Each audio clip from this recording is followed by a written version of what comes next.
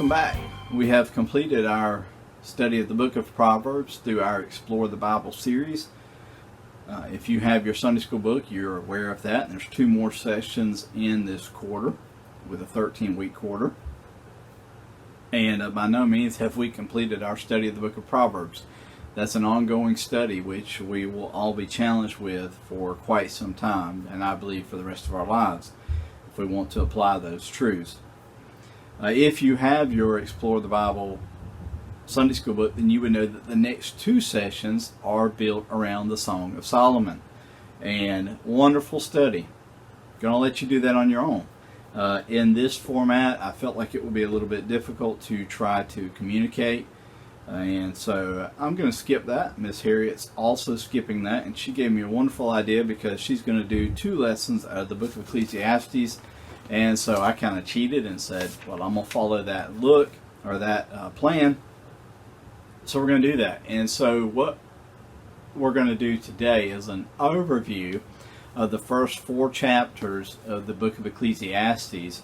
And I've called this From Discouragement to Understanding, as Solomon looks back at his life and addresses things that he wishes that he had understood further or in more complete detail or had addressed at another point in his life. And so we're going to take this book, and my challenge for you is to go read it and to let it soak in, let the truth soak in, and let it deal with our hearts. And so let me just give you really quickly, it's kind of, I see Ecclesiastes as Solomon's, finale, his swan song, if you will, as he finishes up his rule as king. 40 years that he reigned in Israel, saw an incredible amount of wealth pass through his hands. He saw incredible progress in his kingdom, and now he is realizing that the end of his life is near, the end of his rule is near. And what did he actually accomplish with all of that? And that's a challenge that should challenge all of us, no matter our age. I know that whether you're 40 or 80 or 20 or 10 and you're watching this, we can all look back at points in our life and say, I wish I had done more, learned more, applied myself better, had a better understanding during that time period. And so this is a passage that should challenge all of us. And I wanted to do this book of Ecclesiastes too, because it's kind of also the antithesis to Proverbs. Proverbs says, do good, you'll be okay. Do well, you'll be, and he gives all these standards for if you'll do these things, you'll reap these things. And in the book of Ecclesiastes, he says, no, it doesn't work. No, it doesn't work. No, it doesn't work. It doesn't mean anything. It's not worth anything. Over and over and over again. Vanity of vanities is how it says it in the King James Version. Meaningless is the word that's used in the Christian Standard Bible, and so the NIV. And so as we look at this passage, it's just a challenge for us to fully address, as Jesus said, our hearts. You remember Jesus in the Sermon on the Mount said, hey, it's one thing to believe that a man should be punished for murder. It's quite another thing to realize that a man who hates his brother has committed murder already in his heart. So Jesus challenges our perception of what it means to follow after God. And so the book of Ecclesiastes is, to me, it's a little bit of a New Testament challenge for how we live our lives, because it addresses the issues of the heart and what is happening in our heart. And so some quick basics on the book as we jump into it here. First of all, Solomon is the author. There are a few people who say he's not. They believe that maybe Hezekiah did it or Isaiah did it. That doesn't seem to be the case at all. He also entitles himself as a Koheleth, which is a Hebrew word which essentially means teacher. And in some Bible translations, that's translated as preacher. And so the idea here is more than likely that the book of Ecclesiastes is a series of essays that Solomon would have done as an oral speaking opportunity to a group of people, whether it was a group of kings, whether it was a group of his children, or whether it was a group of philosophers in Israel. I'm not sure, but this was an opportunity where he had to sit everyone down. He would give this oral discourse, this topical discussion, And then they would listen. They would all listen to each other do these things. And so he's speaking with authority. And so, for example, actually I have one right here. The book Mere Christianity, which was written by C.S. Lewis, and was originally a group of radio broadcasts that C.S. Lewis was asked to do for the BBC during World War II.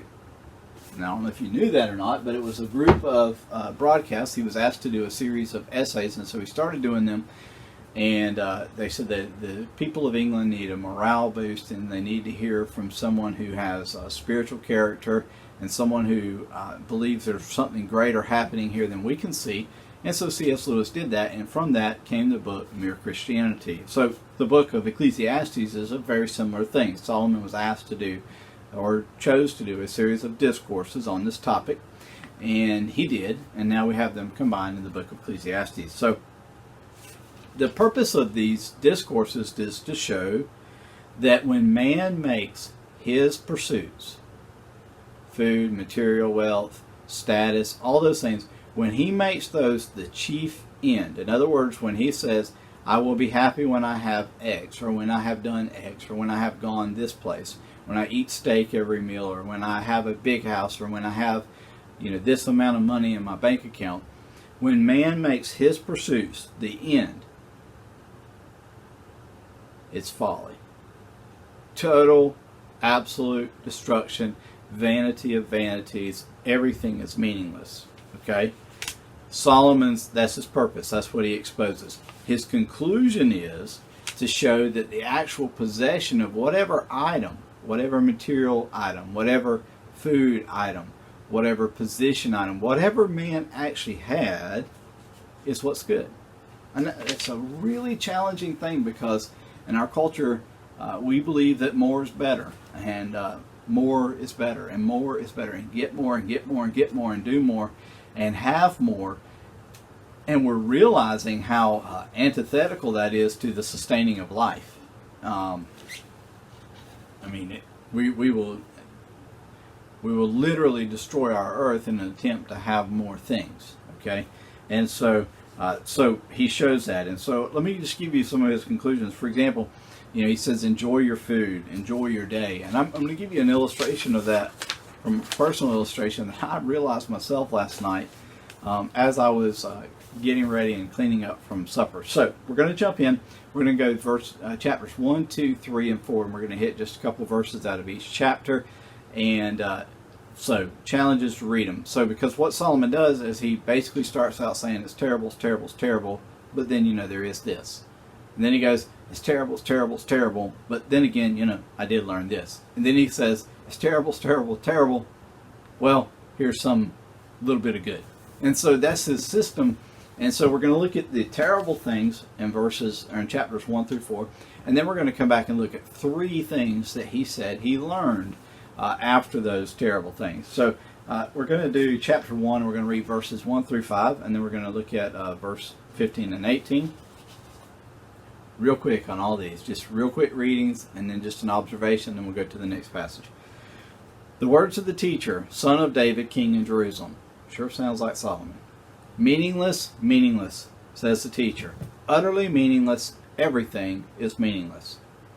What do people gain from all their labors at which they toil under the sun? Generations come and generations go, but the earth remains forever. The sun rises and the sun sets and hurries back to where it rises.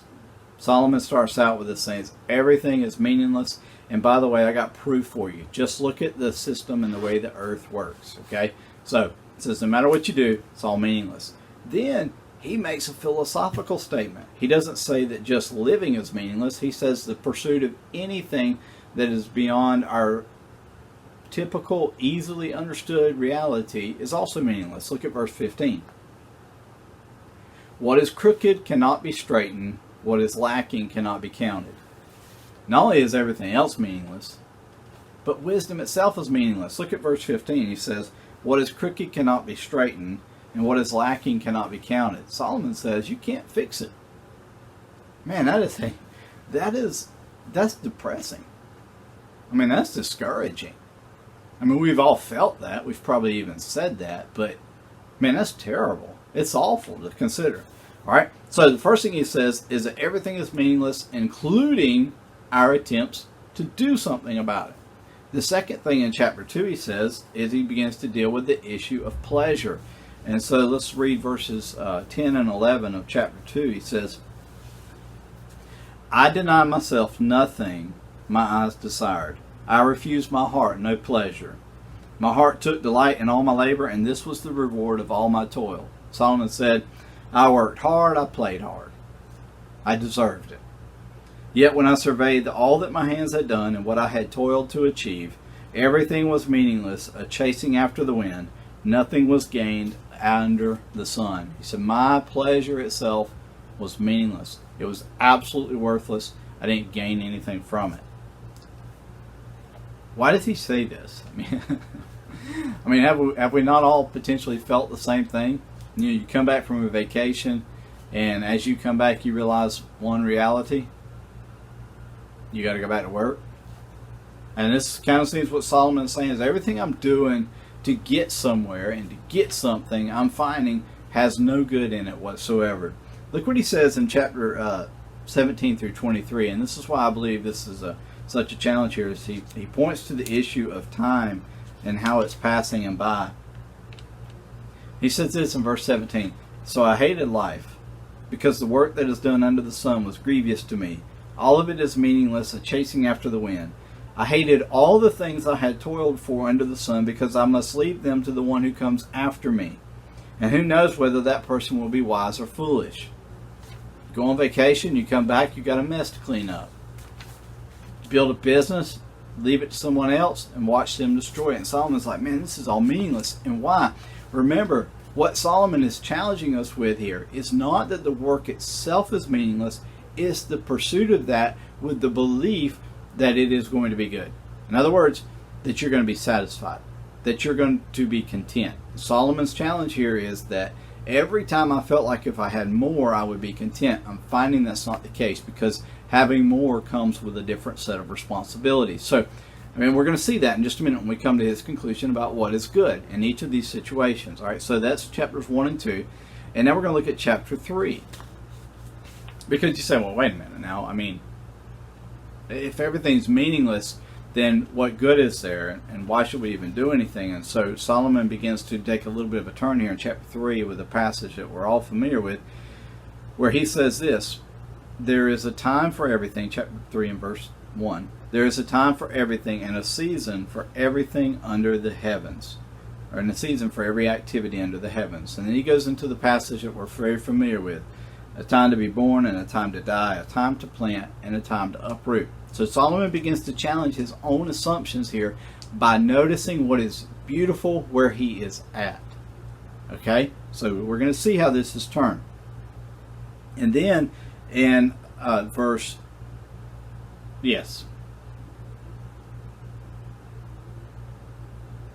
Then he talks about in the place of judgment, he saw wickedness. He saw selfishness and evilness in the place of judgment. That's in verse 16. And I saw something else under the sun. In the place of judgment, wickedness was there. In the place of justice, wickedness was there. So he says, there's beauty, but the beauty is in is dying. What an incredible thought. We've heard that passage at funerals, and maybe we've enjoyed it when it was shared. Maybe it was encouraging to us. But what a depressing thought that Solomon is bringing about here. And so he moves from that, and he says, even in the place of judgment, where people are supposed to make good decisions, where people are supposed to care for each other, what I'm seeing is wickedness, it's selfishness, all right? So then he moves into chapter 4, and he talks about oppression. And there's two different types of oppression here. There's the type of oppression that comes from outside, and there's the type of the oppression that comes from inside. And so chapter 4, verses 1 and 2 talks about the oppression that comes from outside. He says this, Again I looked and saw all the oppression that was taking place under the sun. I saw the tears of the oppressed, and they have no comforter. Power was on the side of the oppressors, and they have no comforter. Wow. Solomon says, I'm looking, and the powerful are oppressing the weak, and this is terrible. All right? But now let's look at verses 7 through 8. Because now he talks about the oppression that comes from within. Again, I saw something meaningless under the sun. There was a man all alone. He had neither son nor brother. There was no end to his toil, yet his eyes were not content with his wealth. For whom am I toiling, he asked, and why am I depriving myself of enjoyment? This too is meaningless, a miserable business. So what Solomon says here is, he's like, I see this one guy over here, and he's not content with what he has, and he has nobody to give it to, and he's still driving himself. So what do we do about all this discouragement? Because it's very discouraging. Well, the first thing we do is to go back to chapter 2, and let's look at 3 verses there, 24 through 26. And Solomon's challenge to his listeners. You can imagine all these kings sitting there, or these other wise philosophers sitting there, and they're kind of shaking their heads when he starts talking about how, everything's meaningless and nothing he's doing seems to be helping. So now he goes back to those people in chapter 2, verses 24 through 26. Listen to what he says. A person can do nothing better than to eat and drink and find satisfaction in their toil. This too I see is from the hand of God, for without him who can eat or find enjoyment? So the first thing that Solomon tells us is this, is enjoy what you are doing.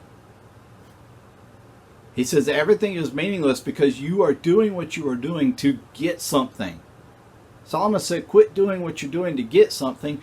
Enjoy what you are actually doing. And I came to the realization of this last night. I got home, it was Tuesday. And there's a couple nights of the week that I usually cook. And so I had this idea of what I wanted to cook. And my family can tell you I tend to I either do one pot, and it's real simple, and everybody kind of and they eat it, or I do multiple things and I keep doing more because I don't know if I'm going to have enough. And as you know, for the last several months, things have been different. So I've had more people at my home on a regular basis eating than just the 2 younger kids. And so I always worry, am I going to have enough food? Am I going to prepare enough when you have older teenagers and young adults in the house? And we eat leftovers, so, or at least some of us do. So there we go. So I started cooking last night. I was like, well, I need more of this. So I added this, and I added this, and I added this. And before long, I had this whole thing going. And I got done cooking, and everybody came in, and we sat down and we ate. And I finished eating. And as I finished eating and took my last bite, I stood up with my plate and walked into the kitchen and started cleaning up the mess that I had just created. And I thought to myself, wow, if I cooked for enjoyment, if I cooked so I could enjoy my meal, then I've missed it. But the reality of it is, I look back on that moment, I enjoy the actual cooking part, some of it. And so that's what Solomon is saying. He's like, if you're doing all you're doing just to enjoy the product, the end product, you're going to miss it. You need to enjoy what you're actually doing. And by the way, this moves us squarely into the New Testament, moves us straight to Jesus, moves us straight to Paul, where Jesus talks about how as we're supposed to bless, and we're supposed to, he talks about the merciful obtaining mercy, and we're supposed to live in hunger and thirst. And then Paul talks about how he's content in every circumstance, and how we have great gain as we are contentedness. And so the first conclusion that Solomon draws is, you enjoy what you're doing. And the only way to enjoy what we're doing is to rest in God's presence, which may mean some less of other things. Okay? For example, it may mean that we spend less time on media, we spend less time consuming from others, but that we actually do things that are helpful to us, and we rest in God's presence. We rest in silence. We rest in enjoyment of our pursuits that we are doing, physical pursuits, art pursuits, study pursuits, whatever they may be, that we rest in them. Okay, the second thing is, and it's along the same lines, chapter 3, verses 12 through 13, is enjoy the work. Enjoy what you do. As I sat down last night to look at the meal that I had made, I enjoyed it. It looked good. My food, as my family will tell you, does not always look good, but last night looked good. I made fajitas. I had peppers, and I had onions, and I had chicken, and I had steak, and I had refried beans, and I had black beans, and I had rice, and I had shredded cheese. I mean, I looked down, I was like, man, this looks good. Enjoy it. Now, if I do a pot of pasta with some red sauce, I don't have any enjoyment of that. I mean, the kids might like it. They may eat twice of that, what they'll eat of the other. But the point is that I didn't enjoy it. So Solomon says, enjoy it. Look what he says in chapter 3, verses 12 and 13. I know that there is nothing better for people than to be happy and to do good while they live, that each of them may eat and drink and find satisfaction in all their toil. This is the gift of God. You have to find satisfaction, not in the end result, not being able to buy things with your money, but in the actual thing that you are doing. What can we do with that? Well, first of all, we need to turn off a ton of outside influences. We need to listen to outside influences a whole lot less. And I don't care if it's people you agree with or people you disagree with, whether they're espousing your view of life or not. The point is you need to turn down a lot of it. You need to go build something, create something, draw something, clean your house, cook some food. And you say, well, I can't do any of those things. Well, what are things that you can do that don't require ingesting from others? Listen to music. Maybe listen to music that doesn't have words, like classical music or something. And I know I'm getting way off here, and time is going to run away from me here, but build, create, do. My mom used to cross stitch. I could never understand why she cross stitched, but you know what? She had a lot of kids, a big house, and probably it was her only time for her mind to literally just kind of come to a rest. I don't know that, but possibly that's the case. So that's one thing. The second thing we can do, or that's the second thing, all right? And they're all along the same lines. They're all along the same lines, okay? So, because sometimes we think that we'll be happier when we get somewhere. Well, if you can't be happy where you're at, you're not going to be happy when you get somewhere. And this is Solomon's challenge. The third thing is in Ecclesiastes chapter 4, verses 9 through 12. Solomon essentially repeats this, but he now does it by bringing someone else into the equation. If you'll remember, this is the passage where he had just said, I saw a man working. He didn't have a son or brother to give his money to, but here he is still working and killing himself to get more, and he doesn't have anybody to give it to. Now he quotes this passage that we're all very familiar with. Two are better than one because they have a good return for their labor. If either of them falls down, one can help up the other, but pity anyone who falls and has no one to help them. Also, if two lie down together, they will keep warm, but how can they keep warm alone? Though one may be overpowered, two can defend themselves. A cord of 3 strands is not quickly broken. Here's the reality. We need friendship. We need companionship. And with friendship and companionship, and hear this now, comes obligations. If you have friends, you have obligations to them. Look at the obligations. Working together. Enjoying their labor. Enjoying the work that they're doing together. And enjoying the return they get from it. Lifting up the other one when they fall down. So much visual imagery there. Two people walking, one stumbles on the path. The obligation of the one who is still standing is to reach down and pull the other one up. In our society and even within our Christian culture, a lot of times we think the obligation is to point out to everybody, hey, that dude fell. Hey, somebody look, man down, look at him. But Solomon says the obligation is to go back and pull up. And then he talks about keeping warm. You know, your obligation when you're together is to warm each other, to be encouraging. And man, we talk about media and our care, and are we encouraging each other? Can we encourage each other? That's an obligation we have. It is one of the good things. If we're not doing the good things, then everything is meaningless, as Solomon says. So I hope that this challenge in the book of Ecclesiastes will make us reflect, make me reflect, as it's done this morning, on what we're doing and where our purpose is. And are we trying to get, or are we giving? That's the challenge for us today.